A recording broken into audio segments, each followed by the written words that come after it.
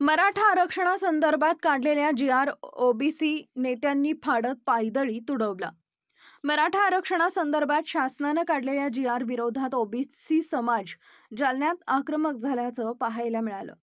राज्य सरकारने काढलेल्या या जी.आर. विरोधात ओबीसी समाजांनी जिल्हाधिकारी कार्यालयासमोर धरणे आंदोलन करत मराठा आरक्षणासंदर्भातील जी.आर. काढून पायदळी तुडवला आहे।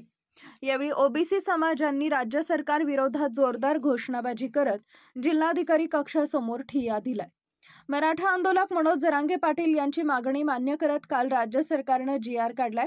या जी.आर. विरोधात जालन्यात ओबीसी समाज आक्रमक झाला असून शासनाने काढलेला जी.आर. फाडून पायदळी तुडवत शासनाचा निषेध नोंदवण्यात आला आहे।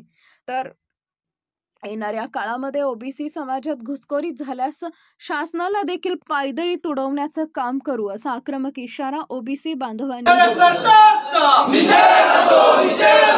संविधान विरोधी बेकायदेशीर निर्णय घेणाऱ्या सरकारचा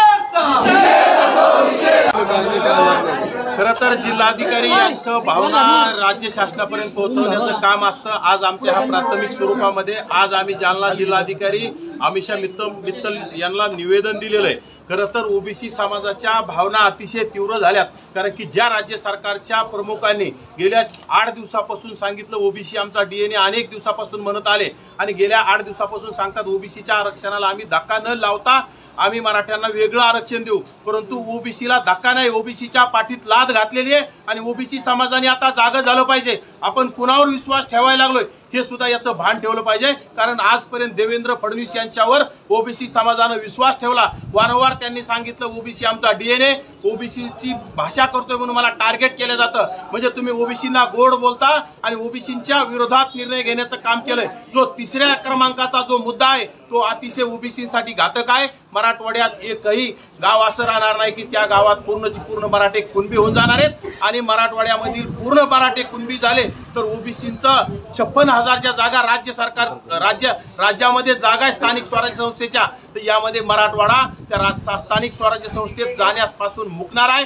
आणि एकही प्रतिनिधी अक्षरशः ग्रामपंचायत सदस्य सुद्धा ओबीसीचा होणार नाही। त्यामुळे माझी या आपल्या सर्वांच्या माध्यमातून ओबीसी बांधवांना कळकळीची विनंती की येणाऱ्या काळात शेपूट घालून बसू नका, येणाऱ्या काळात तोंड लपवू नका, कारण की या राज्य सरकारला झुंडशाहीचा आवाज करतोय।